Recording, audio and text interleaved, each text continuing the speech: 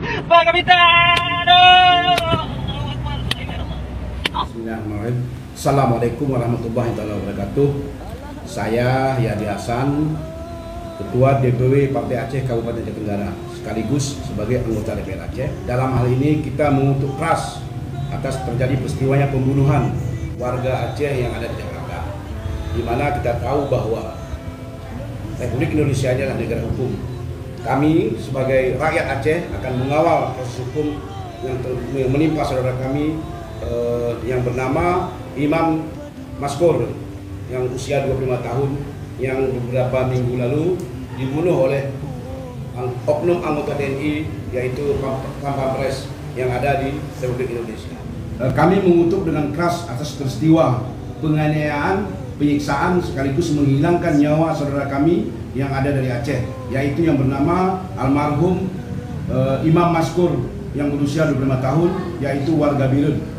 Kita tahu bahwa Aceh adalah bekas daerah konflik, jadi jangan nanti gara persoalan ini nanti masyarakat ini akan mengingat masa-masa yang selama ini konflik terjadi di Aceh.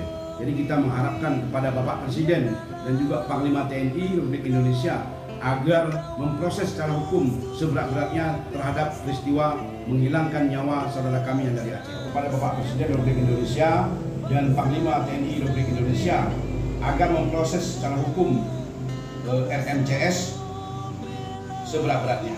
Pak dia nelpon pertama ke adik dia habis maghrib.